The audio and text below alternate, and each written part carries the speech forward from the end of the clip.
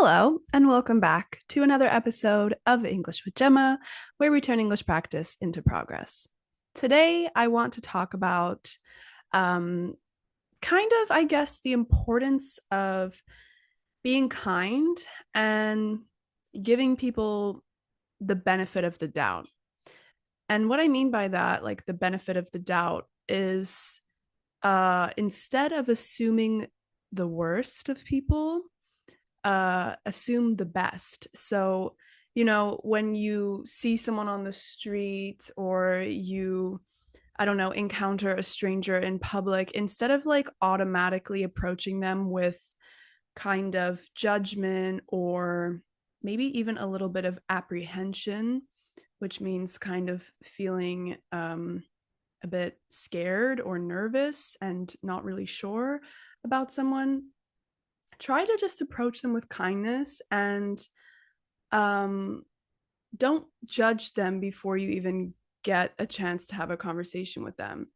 Because I think in general, like as human beings, we want to protect ourselves. And, a lot of the times when we don't know someone, when we're dealing with a stranger, it can be really easy to kind of have this guard up and to have some walls up. And what I mean by having walls up is feeling like you need to put up imaginary walls around yourself in order to protect yourself from people, especially strangers, people that we don't know. So, why did I choose this topic for today's mini-sode? Well, I'm going to kind of give examples of, why we shouldn't judge people and why we should approach people with kindness. I'm going to be giving those examples based off of two real life stories that recently happened to me. And they both are very weirdly similar.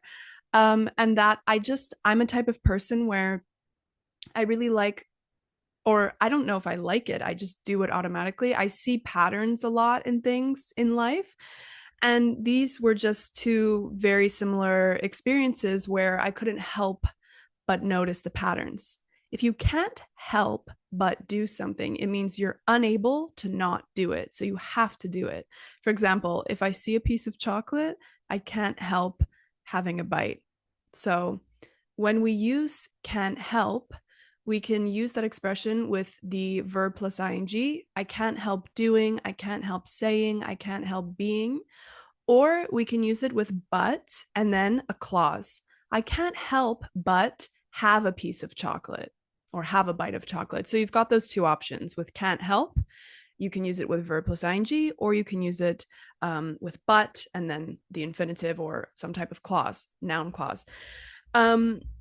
So yeah, basically, why have I recently been thinking about being kind and kind of not judging people and, being more open to having conversations with strangers? Well, I'm a very weird person because I'm very friendly, but at the same time, I'm kind of antisocial. So it's funny because, like, I do like people, but I won't go out of my way to talk to people unless there's like a very specific situation. And I'm trying to change that about myself because I think like we should really try to connect more with other humans, especially in this day and age. In this day and age means like nowadays, in this modern in these modern times, in this day and age. Um, I think we're really disconnected from each other. I mean, with technology and AI, becoming really popular and commonplace, and social media, I think it's like the default to just kind of ignore each other in public, and kind of just have your head buried in your phone and be really self-absorbed and be paying a lot of attention to yourself and what you're doing. So I kind of challenge myself to try and be off my phone when I'm on public transport, kind of look around me and be more alert and aware of my surroundings. And since I've started doing that, I've noticed a lot more and I've struck up conversations with people a lot more in a natural way. So I'll get into my stories. So the other day, about a week ago, I was on the bus. Both of the stories happened on the bus. Both were with an older married couple.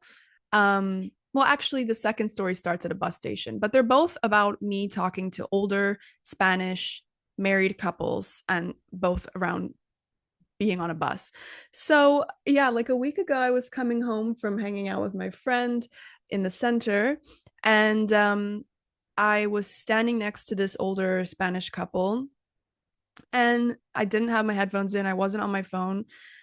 They were talking about me in Spanish, but obviously didn't think I spoke Spanish. And they were talking about me so frivolously, like so freely, so openly, and like literally standing right next to me. Their faces, I could have touched their faces if I wanted to. That's how close they were standing to me. And they were talking loudly. They were making direct eye contact with me because they were so confident in the fact that I didn't speak Spanish. Well, little did they know, that's a good expression. Little did they know, I do speak Spanish and I understood every single word that they were saying. They weren't being rude. They were just being very direct and very old Spanish couple, where they don't really have a filter when they talk. You know, they just say whatever they think. And they were talking about, long story short, without explaining all the details, they were talking about my outfit and what I was wearing. And they were saying like how much the fashion has changed, how the young people dress. They were commenting on specific things about my shoes, my vest that I was wearing. And they weren't necessarily being rude. They were just like really surprised by the fact that I was wearing like a full, like I was wearing a sweatshirt and sweatpants and sneakers. So I was like very casual and comfortable. And especially in Spain where they dress like quite, I am normally quite like well dressed, but I just wanted to be comfy this day. I'd had a long day. I just wanted to be comfortable. And they were like, wow, the kids these days, they dress so comfortable and they just wear whatever they want. And back in our day, they didn't dress like this and blah, blah, blah. And then the whole time they were talking, I wasn't really offended. I just thought it was like funny and I kept kind of smiling at them. And then after like the third time that I made eye contact and smiled, the man turns to his wife and he goes, I think she understands us. And I said, yeah, I do. I've understood the whole conversation. And then we all just burst out laughing.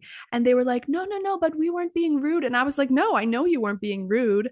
But I understood like what you guys were saying. And then basically they asked me where I bought my body warmer from, my vest. It's like a coat without sleeves, basically. Like a, like a body warmer, a vest. And I told them where I bought it from, and they were like, "Oh, we really like it. It's nice." And so then we struck up a conversation. They asked me where I was from. I told them I'm from Bermuda. I'm an English teacher. They complimented my Spanish. They asked how long I've lived here. And yeah, we just kind of had a little chat, nothing too long. And it was like an interaction that kind of made me just feel happy because like at first I was kind of, they were kind of judging me, what I was wearing. I was kind of judging them for judging me and for talking about me, and I was thinking like, they're kind of rude. But then it was more there that they were being curious about me rather than like rude. um and I think that genuine curiosity was so cute and wholesome, and yeah, it turned into a really nice um interaction. So that was kind of my first like eye-opening experience, that I was like, wow, like I shouldn't judge people so quickly, other people shouldn't judge others so quickly. And that kind of stuck with me a little bit, that interaction, because I could have been offended or upset and I could have just ignored them and not decided not to tell them that I understood what they were saying. But like I could just feel that they had like a genuinely nice energy and they weren't trying to be rude. So yeah, I think it just kind of made me realize, don't immediately get offended by people, because oftentimes we're not being rude, we're just genuinely curious about differences in each other. So that's my first story. The second story is like super, not really similar, but like similar in the way that it was older people and we just started talking. So yesterday I was doing a little bit of Christmas shopping and I was waiting for the bus. I was at the bus stop, and older couple, This time, very different energy from the first couple. Like this couple was like, I don't know how to explain them. They were just very, they weren't, they were very friendly and very approachable. And the other couple, like, wasn't being so friendly and approachable. But basically, they came, I was the only person waiting at the bus stop. They came up to me and they asked how to use, basically in Spain, or at least in Alicante, we have like a system which is quite cool. It's like on the bus stop, you have like a QR code, and then you just get your phone out, you open your Photos app, and then you just take a picture of that QR code to find out when the next bus is coming. And this older woman couldn't figure out how to work her phone and how to take the picture to find out when the bus was coming. So I helped her with that. And then we just struck up a conversation, and we ended up riding. We were both going to the shopping center. We ended up riding the bus together. Well, first we waited for 15 minutes for the bus. Normally the bus comes like every 4 minutes, but yesterday was taking a really long time. So we talked for like 15 minutes at the bus stop. Then we spoke for like the 10-minute bus ride. And then they were going to the shopping center. So we walked together for a while inside the shopping mall. I think we actually spoke for like an hour. And like finally I was like, okay, we have to go our separate ways. To go your separate ways means to split up, and you go one way, they go the other, and you stop talking. And yeah, it was really nice because they were from Alicante. They were telling me about their children. Their children are in their 40s.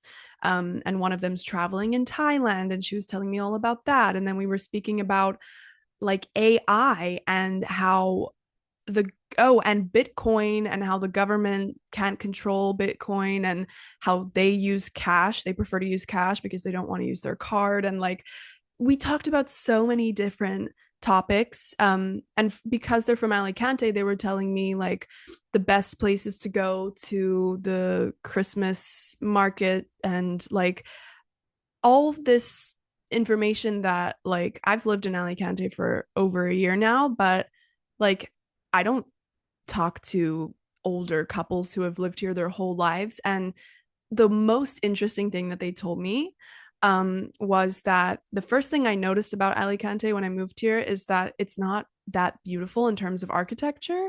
And I always thought, because it's what I found online, I always thought that the reason why Alicante isn't as pretty as other Spanish cities architecturally is because of the Spanish Civil War, and they got bombed in Alicante, so quite a few buildings were destroyed. I thought that was the main reasoning for like why they don't have as many old buildings, and the buildings are quite modern. They're mostly from like the 60s and the 80s.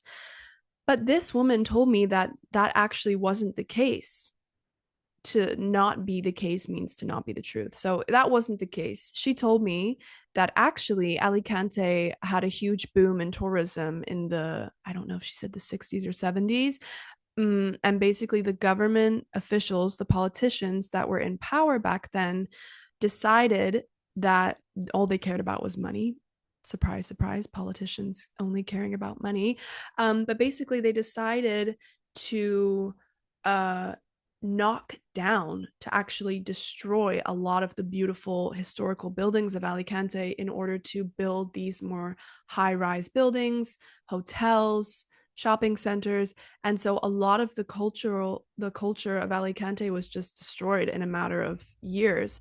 And it was all due to the tourism boom. And I had no idea about that. And I mean, who knows? Maybe that's not 100% true, but I mean, I think a woman who's lived here her entire life and who's in her 70s probably knows better than Google. And that was really cool. That was really interesting to hear that from someone who's lived here all their life. And again, it was like within the span of 3 days, I had two really interesting conversations with older people. And I normally, maybe 2 years ago or a year ago, I wouldn't have been that interested, or I wouldn't have carried on the conversation, because I've always been wary of strangers. And I don't know, I've always kind of like felt a bit like I have my guard up a lot and I don't really trust people. But now I'm just being more open to having conversations, and I don't know, it's really nice. And I think it just made me realize that I need to be a bit more non-judgy, non-judgmental of people. And yeah, it was really nice. Two cool conversations with older people, older Spanish people. And that's just the message that I have for today. Don't shut down in public, kind of be more open, and maybe just spend less time on your phone and kind of like look up and make eye contact with people, and you'll never know like what conversations you can have, especially if you're in an English speaking country and you're not a native speaker and you don't have the confidence. Like, just try, because I also am not a Spanish native speaker, and I had these conversations all in Spanish, and the people that I was speaking with, they really appreciated that I made the effort, and they both commented on my Spanish, and they even corrected me. If you The second lady, like, I made some mistakes in Spanish and she was correcting me, which I found was so sweet. And like, in general, Spanish people are really appreciative when you try to speak their language. They're not judgy. They're super nice about it. I'm not sure about what country you guys are living in and whether people are like that, but it's like really nice to just like practice your English in the real world and do it without any fear, because most of the time people are going to be really nice and supportive. So, oh no, my moon has died. My moonlight. I have this little light that's a moon, and the battery's not very good. I think I have to charge it. Anyways, I think that's a signal that I should end this episode. It wasn't such a mini-sode, but that's okay. I had a lot to say. And I hope you guys enjoyed this little conversation. Well, not conversation, monologue. But yeah, I hope it was interesting for you and my little stories. And if you've ever had a similar situation, where you've kind of just had a random, lovely conversation with somebody, then let me know in the comments. Share your stories, and maybe I will read one of them in the next episode. So, thank you guys so much for listening or watching, and I'll see you next time. Bye.